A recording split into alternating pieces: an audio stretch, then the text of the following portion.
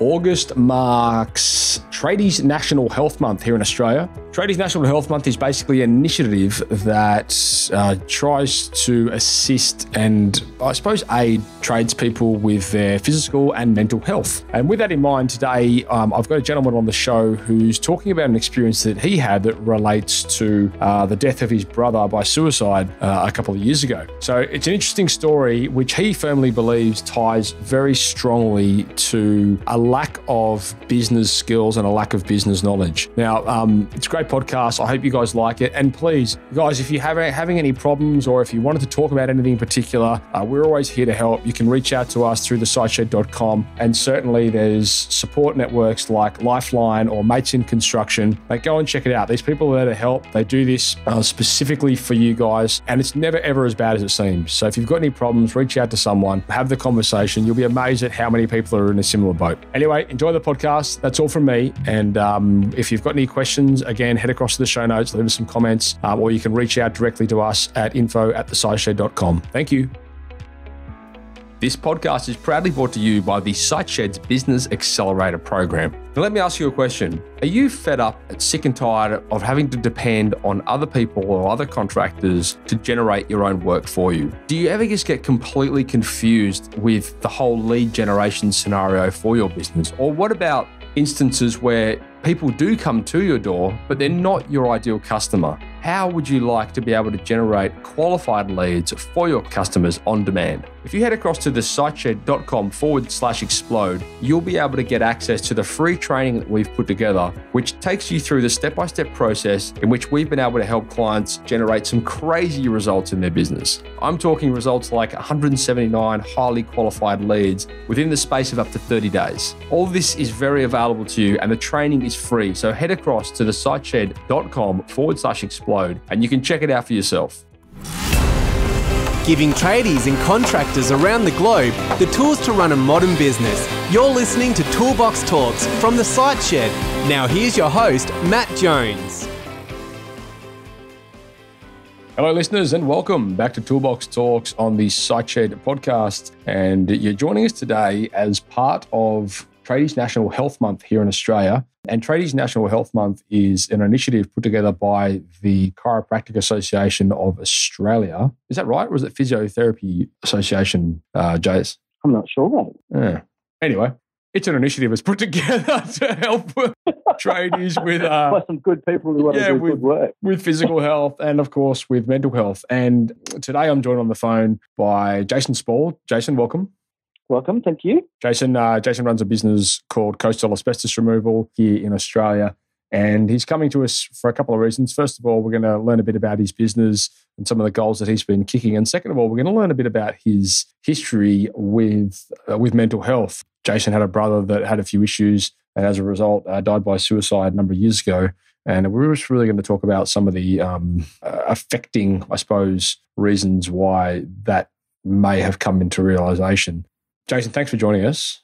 That's fine. I know this isn't necessarily a lovely topic to talk about all the time, but I know you do a lot of work and you're very proactive in this field. And so I'm always happy to help where I can, especially when it comes to these sort of things.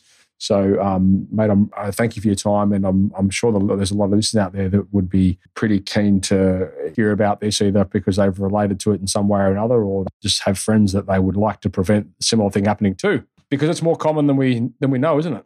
Yeah, well, the statistics are there in the building industry. Certainly in Australia, the rate of suicide is double that of any other industry. Double? And, yeah, double any other industry in Australia. So, that's why in Australia we've got organisations like Mates in Construction that are specifically funded by the superannuation companies to talk to tradies and set up a framework where guys can actually get some help and help them through the dark times, because it's a real issue and it affects the whole community. Absolutely. Especially, there's a lot of pressures in the building industry that probably are not sort of unique to the building industry, but they weigh heavily on the guys that work in the building industry. We've got a lot of pressures to meet deadlines, a lot of financial pressures. We've all heard of people having problems getting paid and just managing their day-to-day business. But I'm probably a firm believer that if we could improve the business skills of the people in the building industry, that it would turn the industry around and it would actually positively affect these numbers of suicide. Yeah, great. Well, I mean, look, before we dive in, Jason, let's talk a little bit about you and your business. And I mean, I know you're doing some pretty good things there, and you guys are, coming along in leaps and bounds. So talk to us a little bit about coastal asbestos removal, how it became and where it's at. Yeah, so we specialise in asbestos removal only, just on the Gold Coast in Australia. We do a lot of a good mix of sort of working for the public and working for builders as well. So a lot of people think asbestos is like it's an old problem, but the facts out by Safe Work Australia say 30% of houses built in Australia have got asbestos in them, and that's 90% of houses built from 1990. So that places us in the renovation market, pretty much. So if you're doing a bathroom reno, I'm the guy you need to talk to. Yeah, okay. Because it's not easy to get rid of that stuff, is it? No, it's actually a heavily regulated industry. A few years ago, they really sort of looked at the asbestos removal industry in Australia and sort of said, we need to really reform this.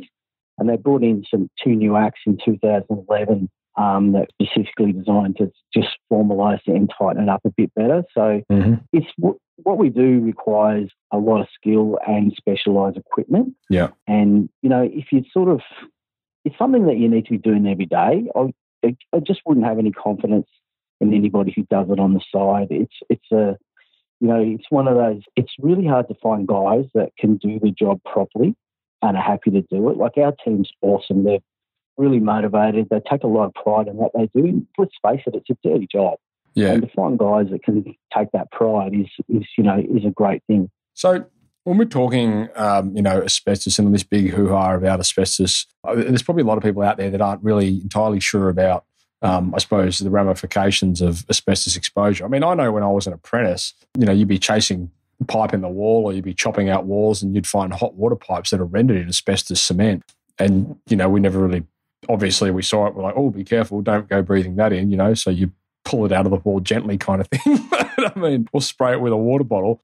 Like it's not it's not to be taken lightly. I mean, can you talk, maybe enlighten the listeners a little bit as to what asbestosis is and basically what you could potentially be exposing yourself to if you do decide to handle it? Well, I guess like I have a saying, the old school is the worst school when it comes to asbestos, because they're the stories that we hear a lot, and I guess that it's one of those things. The world's changed, hasn't it? Like you can't put people into an unsafe workplace. Yeah. Those kind of days, they're over. Yeah. Look, asbestos it's on the internet. We don't have to prove anything. It's deadly. There's no one knows who's predisposed and who isn't. Mm-hmm. And I guess that's where the complacency comes with asbestos. Also, too, the asbestos diseases can take 20 to 30 years to show up. So, that bathroom that you did when you were 20 or 30 could kill me. Might come back to haunt you when you're 50. Yeah, it might. And that's the sinister part of it. Like, it'll steal your future. Yeah. And there's some horrible stories from workplace health and safety, especially in Australia. They've got a video on a family that bought a cheap house and renovated themselves, and their son died in his 20s from mesothelioma. And there's no cure for these diseases from asbestos. So there's a lot riding on it. Yeah. It's not sort of, I guess there's no flashing lights or sirens going when you're being exposed to asbestos, and that's where the complacency comes from. I mean, I know even the tradespeople that I was working with back at the time, they said, "Oh, that's nothing." When we were apprentices like you guys, we used to pour it in big buckets and mix it up with water, like sand, cement, and then there's dust everywhere. But if I had $1 for every time I heard that story, right. I wouldn't have to go to work. But and that's why we say, there just really is that confusion of there's no real rhyme or reason why some people are more susceptible to asbestos-borne diseases. I guess, if you had some sort of lung condition or respiratory condition, mm-hmm. you're probably more susceptible. Even smoking, like anybody that works with asbestos and smokes cigarettes increases their risk of contracting asbestos-related disease by 7-fold. Wow. So, yeah, so it's there. Like, I guess there's still this perception that it's in the past. Yeah. It's an old thing. Like asbestos was totally banned in the building construction industry in Australia in 1985. Mm-hmm. So we've got guys working in the industry, never seen it, done anything about it. You know, these young apprentices. So, and they're the guys that are most at risk because, you know, a lot of the older guys are aware of it and they know about it and they know it exists. And I guess it's their decision whether they do the right thing or not. Like we say that safety is not only, it's a legal requirement, but it's also a moral requirement. Yeah, of course. Yeah. You know, guys who send young guys in to do bathroom renovations unprotected. And we get the phone calls every week, believe me, you know, like it just makes your skin crawl. Yeah. But, you know, we provide a good service that keeps people safe and you know, that's our contribution to the industry. What about some of these newer products which are not necessarily asbestos, but, you know, maybe, I mean, you look at things like fibroboard and gyprock and all this kind of stuff. I mean, when you look at that on a granular level, it almost looks similar to asbestos. You know, what's the protocol here? Well, I guess it comes down to it's all driven by workplace health and safety, really, in Australia. We had an interesting call a month ago where a guy had been doing some concrete grinding at a high-rise and then he washed it down the sides of the building. The building managers ran workplace health and safety and they deemed that the silica dust, is just as dangerous as asbestos. Wow. So they told the building managers that they had to get an asbestos removal company because we've got the policies and procedures and the equipment to be able to do it properly. And I questioned it. I rang them up and I said, what do you mean? Yeah. And they just sort of went through it and said that these particles of the silica are about the same size as the asbestos because the asbestos fibres are that small, they get into the deepest, darkest parts of your lungs. Yeah, right. And your body can't expel them and they just stay in there. Yeah, okay. And that's the danger. So we got, you know, things like MDF are on the radar. Yep. Silica dust. And even like in Europe, there's big bans on treated pine. You can't use treated pine if anyone's... Yeah, you can't use it for deckings, for handrails, that kind of thing because of the CCA. So the building industry is, you know, it's dangerous enough without dangerous building products, isn't it? I think the big change is now stuff's got warnings on it. Yeah. You know, like you get a bit of fibro today and it has, you know, wear a dust mask and all those kind of things. Like we used to have a roofing business and on the bags of Anticon, the insulation, it has, you know, this causes cancer and all those kind of things. So I guess they're sort of manufacturers are now sort of putting their hand up and putting warning labels on. Yeah. But without, you know, look at I'm sure, Matt, you remember from your glory days as a plumber to now the changes in workplace health and safety are huge, aren't they? Yeah. Oh, it's insane. Yeah, and that kind of thing, it's a cultural thing that has to change. I remember stuff that we did when I was an apprentice roofer. You get chucked in jail now if you tried to get an apprentice to do them. And you know, and for the better, you know, like it's a good changes are good. These changes are good. So look, let's segue a little bit. Obviously, you've had a bit of a dark past in relation to your brother. Do you want to touch on that a little bit now? Yeah. So we lost just over 2 years ago. We lost my brother to suicide. Yeah. He was a bluestone layer in Melbourne. He was a what? And he was one of those a bluestone layer. Okay. So in Melbourne, in the city, all the curb and gutter and the laneways and all that sort of stuff. So it was all like the sort of raw bluestone, but also like the polished stuff. So he spent a lot of time in the city. That was his they were his stomping grounds. And he worked, you know, he worked there from his early 20s to, I think he was about 43 when we lost him. So, but he had a, you know, he was just like every other tradie in Australia. He worked and perfected his skills and then became in high demand. Mm-hmm. Eventually sort of started his own business, went out on his own and sort of probably, to be honest, looking at backwards, he got a bit ahead of himself, took on a really big job and he didn't really have the business skills, which is understandable because, you know, as a tradesman, you end up in this self-employed business role, but you're just, you know, you're a tradesman and they're two totally different skills. You could be the best tradesman in Australia, but if you don't have business skills, you're not going to be able to run a business. And I think, you know, like I was saying previously, you know, being a tradesman, you're forced into this self-employment thing, and it can be a poison chalice sometimes. And, you know, obviously, I'm sure everybody's heard of the story of the tradesman that sort of was a great tradesman, got into a business, went bust. He lost everything. That put pressure on his marriage. Yeah. Everything sort of disintegrated from him, and he just couldn't get himself out of that cycle. He tried really hard, and he was in his 40s, so his body was starting to give up because the work was really hard. Plugging those blue stones around can't be much fun, and eventually I think he just he lost hope and just sort of made the decision one night. I think this is how it's going to go, and it's just really devastated our whole family. It's one of those things. I think the biggest shock with suicide is just it's so instant.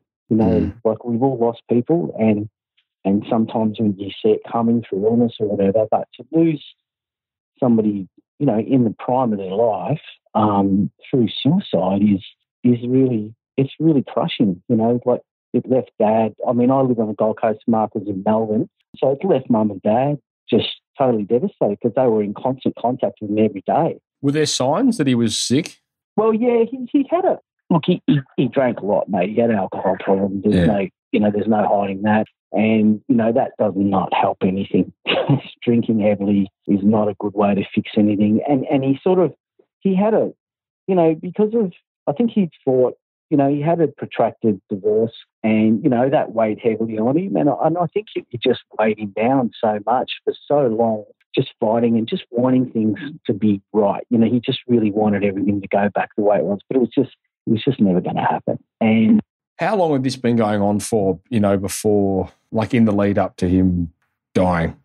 So I'd say there was probably a 2-year sort of gradual sort of slow decline, Decline, yeah. A little bit of erratic behaviour here and there. He had a few sort of episodes, like a sort of manic episodes. He was never diagnosed with a mental illness. Yeah. And since he's died, we've been able to get hold of like some medical records, and it clearly shows. He was trying to get help. He was talking to therapists. He'd been to AA. Like, in life, unless you have a great partnership, you're not going to get good results. Right. And he really couldn't find anybody that he could relate with. Right. So, and it's so difficult in that situation, when someone sort of is not responding to the help that they're getting or can't find the help that they need, you can't just sit them down and say, mate, you just need to snap out of it, because you're looking through the lens of somebody whose life is a totally different path. And it's, I can't imagine how hard it would be for someone whose mind is not working the way they've always relied on it to work their whole life, to actually have to try and fix things. Yeah. Things like, like depression and anger and, all these kind of emotions. And I remember him saying one of the last week of his life, he sort of said to Dad, am I getting any better? And I think Dad said to him, no, I think you're getting worse. Right. And it was just a total shift in his personality. And you know what? For me, it's a sad thing that his legacy is he's going to be judged on the darkest time of his life. Right. A lot of people aren't it's hard for us as a family to convey to people, okay, he died by suicide, but that wasn't his whole life. That was just a snapshot at the end. So, I've sort of taken the whole view from day one that there was no shame, that he did nothing wrong. I sort of had to figure it out for myself. That I was really angry, I thought he'd done it to us and done it, especially to Mum and Dad. But in the end, I just sort of came to the thing that he obviously did it for himself. He sort of did everything that he could, and then in the end, he just had to do it for himself. And I guess I'm okay with it. I'm not happy about it, but I'm okay with it. I don't have any anger towards him at all. You mentioned that he'd sought help and he'd spoken to therapists and he found it hard to, I suppose, find people to relate to or with. Do you find there's a bit of a culture, I mean, if not just here in Australia, globally around, people that are looking for help? Is there a bit of like an ego, macho thing that sort of gets in the way of it? I guess, as a guy, as a tradie, like I used to, like I had this thing, right or wrong. I roofed for 20 years and now I've got an asbestos removal business. So I have this pride that I can walk into any room and know I'm doing a dangerous, hard job, and that sort of gives you a certain amount of pride. And most tradies are probably the same, like Mark Lay Blue Stones. Not an easy job. Yeah. And to have to swallow your pride and find that you're not this invincible guy that you've had to portray, because when you're a tradie, when things aren't right, you still got to show up and do your best.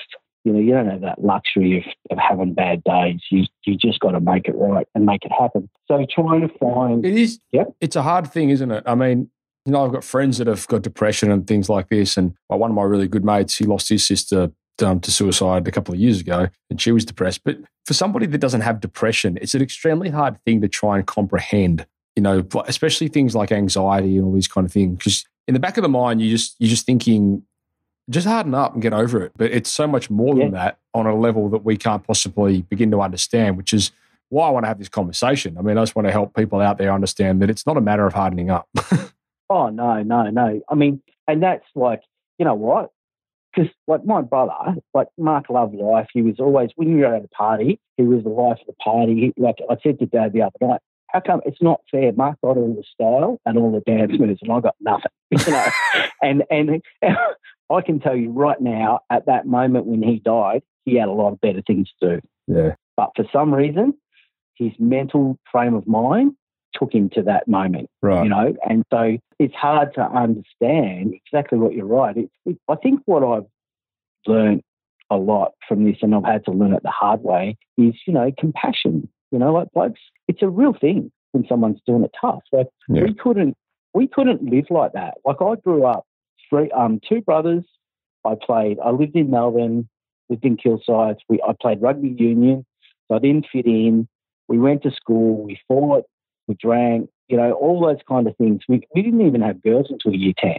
So I grew up in this male-orientated lifestyle my whole life, and then I started roofing, and then the asbestos removal. So there's no really in that lifestyle. There's no chance to be touchy-feely. Yeah. You're bred to be tough, and you only associate with people that are on the same level as you. So, but it doesn't mean that you're immune to depression or anxiety or anything like that. And I think that probably some blokes, maybe their friends that they're keeping aren't at that sometime in their life aren't maybe the best people to be around. So what are some of the signs, Jason, or like if we're people out there listening to this podcast, what are some things that they can do or some observations they might be able to, make or draw on, people they know in their community or, whatever in their network that may be showing signs of depression but haven't got the confidence or haven't got the, haven't come forward and actually, confided in anyone about it? What do you look for? I guess any dramatic change, like if a guy 1 minute, we've all got that gut feeling about our mate suddenly. He's not right. There's something going on. And it's more than, you've got to show more than a passing interest. Yeah, okay. I'll ring my mate to text him and just go, mate, I'm just checking in. Yeah. Is everything okay? And that's cool. And, that has to go a long way with someone who needs to hear that somebody does care about him and somebody is thinking about him, because it's a lonely place when you don't feel like you've got anywhere to turn. It's your pride's getting in the way of seeking help or just sort of outreaching to people. But like I said before, you're still dealing with adults. You can't just force people to get help and do things. It's really, you just have to be there. I mean, what happens, so from somebody that genuinely, does care, and you're asking somebody that question based off the fact that you do want to help them, if they do turn around and say, actually, you know what, I'm having some problems here, how do you address that? Like not being a counsellor or not, having any resource. I mean, you're asking that question as really, you're saying it's not a passing interest, and you may have more, your intentions are obviously good, but how do you go beyond making it a passing interest to actually offering help that is applicable and can be beneficial to them? I guess you can just try and steer them into resources. With Mark, I used to say to him, mate, you know what? If your car was broken, you'd take it somewhere to get it fixed. Yeah. If you had a sore back, you'd go to the physio. So what's the difference? What's the difference, mate? If you think that there's something wrong with your mood or you're unhappy with your life, why wouldn't you go and talk to a counsellor and just try and reinforce that whole, I don't think there's anything wrong with it, because what's the alternative? Yeah. You're just going to be unhappy and miserable. Because, I mean, if nothing else in this world, if you got problems, if you can't sort of fix yourself and work through your problems, it just makes everything so much harder. Yeah. There's a lot of good people out there that are really highly trained and really willing to help people. I think people, like Mark thought no one cared anything about him. There's over 300 people at his funeral. Yeah. And they were all devastated. Yeah. So I think the message is, that there's people, I can't help you, mate, but you know what? I might go with you. I might try and find you somewhere. Right. You might even just leaving that door open to people to realise that it's okay to get help. Yeah. That's what Are You OK Day. There's just countless lifelines. There's plenty of people that these people can talk to. Yeah. Great organisations. They can still be anonymous and talk to. Lifeline's a great one like that. Yeah. So, what about Jason? So, from a business perspective, and obviously this is something that a lot of us go, and we all inevitably go down the path of thinking, "Holy shit, this is getting out of hand." Like with business, it could be, there could be a million things going on in your business which are all positive, and then there could be two bad things happening, and they're the only two things you think about. So, like in terms of, I suppose, a business point of view, and I tend to agree with you. I think so much of these mental health issues, they stem from, I mean, not in every case, don't get me wrong, but I think very often in a lot of these cases, they stem from things like, having financial burdens or, having things go on in your business which get away from you and you don't know how to control and all this kind of stuff, right? What's some advice from your point of view, your perspective, that, you can help people when they're in similar situations to that? You know what? There's experts in every field. Right. So if you want to get your bathroom tiled, you get a tiler. Yeah. If you want to get a frame built, you get a framer. So if you're having problems in your business with marketing or cash flow, you just got to find those people. Yeah. There's plenty of skilled people out there. We've all sat there and created this massive big problem in our head, mm-hmm. and then woken up the next day or gone and spoke to somebody and found out that it's actually quite simple to fix. Yeah. And business problems are no different to construction problems. Yeah. You just got to find the right guy, get the right advice, and you know what? You might have to pay for it, but it's not a cost, it's an investment. And I've certainly gone down that path. My brother's lifestyle, or not the way that he died and the way that he lost everything through poorly running a business has really inspired me to make sure, like, I'm listening to podcasts. Your podcast is awesome. I'm reading books. I listen to audio books constantly, always working on the business skills, because you just don't know what you don't know.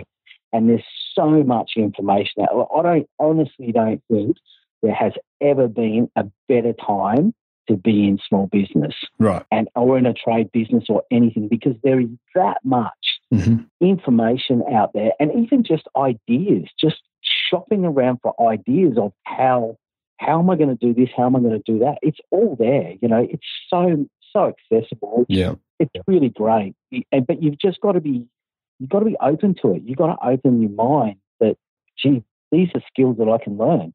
Like, we all got the right tools in our toolboxes. Yeah. You need to get a business toolbox as well as a physical toolbox. I think as well, when we're talking about helping people and being able to steer them in the right direction, it's okay to steer them in the direction of different resources. I mean, one of the reasons I started this podcast was to bring awareness to different tools, techniques, strategies, people, organizations, and things that can help in different areas of business. So, I mean, there's loads of things out there that do that. It's just a matter of getting in front of the right people and making them realize, I suppose, the advantages. And look, to be fair, the advantage for me may be completely different to the advantage to you. I mean, I don't know about you, but I've read books before, and then I've gone back and read them again, and I'm like, was that even the same book? Like, I've just written a whole nother A4 book on notes that none of them even were from the first time I read it. Like, things will relate to different people differently, but I think being able to put it in front of people, it puts them in a position to be able to draw from it whatever's important to them at that point in time.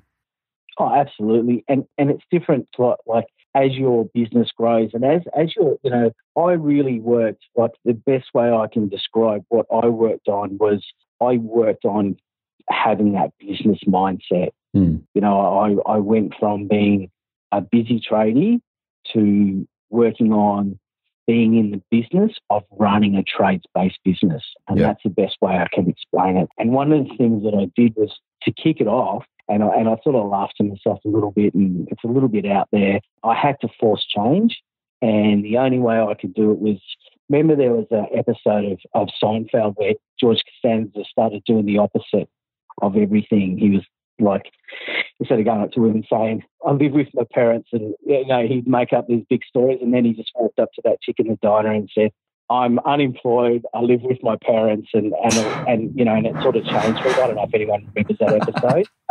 Sounds like you do. So I invoked what I call the Costanza protocol. So every decision that I made, I thought, no, you're not going to do it like that. That's how you always did it. You have to find another way to make that decision, right, or that process. And it led me down the whole path of, understanding the importance of procedures, understanding the importance of really watching the financials of the business and all those kind of things, because I just went off the instincts that I always had. Because when we changed from the roofing to the asbestos removal, because asbestos removal was always part of our roofing business, but when I just decided to declutter my life, and this asbestos, as much as it's highly regulated and all those kind of things, it's a simple business, and everything's generic. Yeah. There's a lot of simple business processes that you can put in place to make an asbestos removal business run well. And I couldn't be on the tools and run this business, so I had to learn. I had free time, and I had to learn use it wisely. And the Costanza protocol served me well. It served me really well. And without that, I think you've got to. If change isn't natural to you, you have to force it. Yeah, because it's good.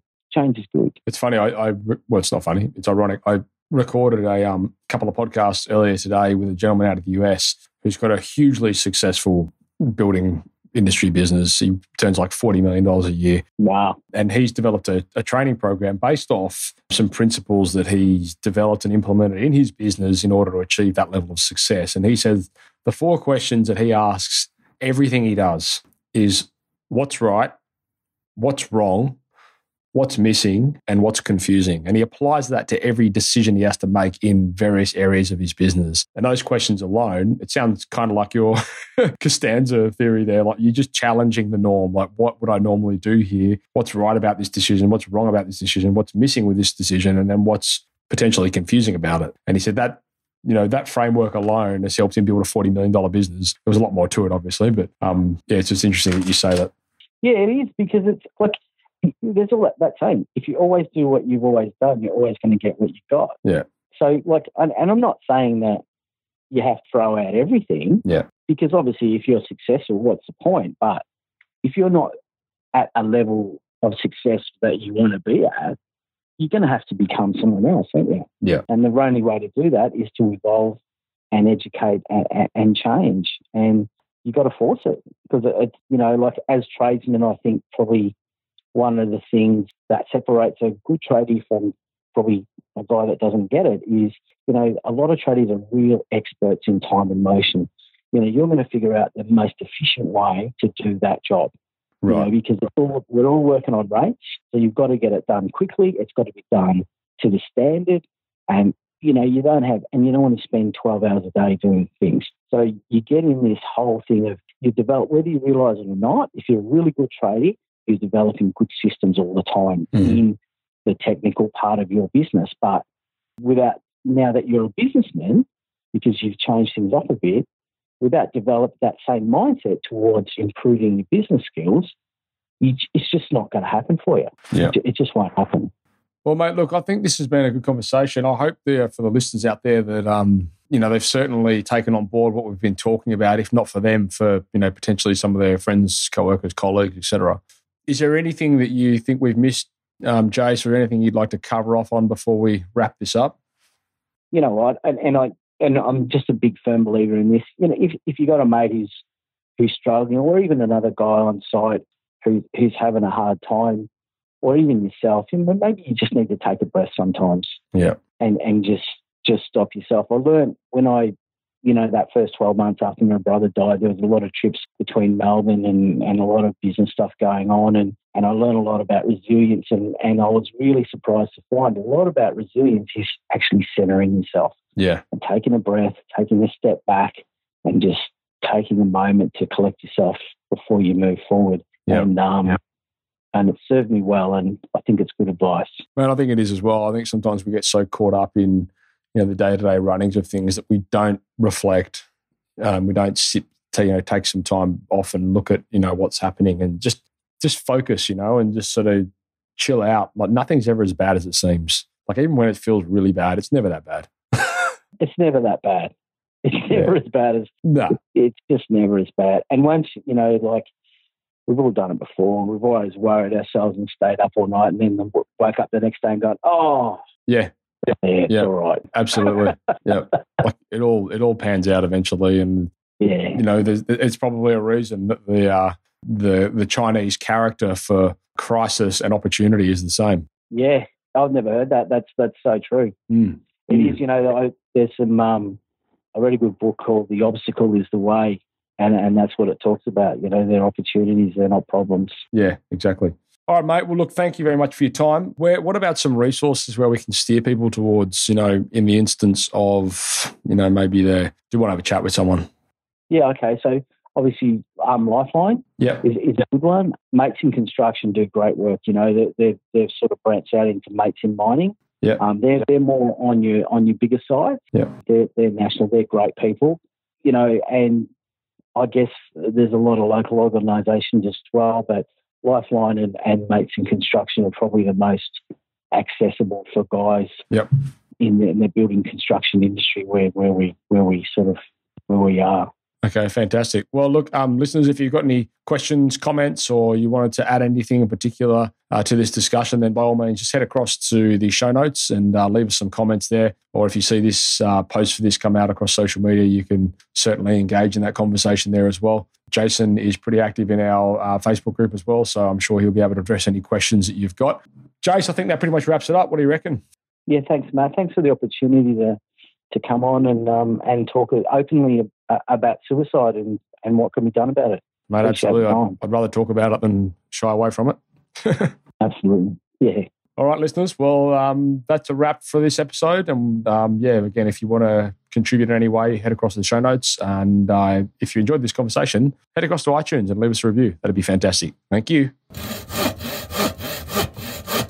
Thank you for listening to another episode of Toolbox Talks. If you're liking what you hear, then you can head across to thesiteshed.com where you can join our community by signing up to our Toolbox Talks. You'll get sent a weekly notification, which is basically a highlight of everything that we've spoken about during that week, along with any other industry news that may be relevant or specific to the trades. If you're enjoying the show, you can head across to iTunes, Stitcher, or SoundCloud, where you can leave us a review. That would be fantastic, and all the reviews get read out in the show. Likewise, if you have any friends or colleagues that you think would benefit from the show and the episodes that we create, then please go ahead and share it with them.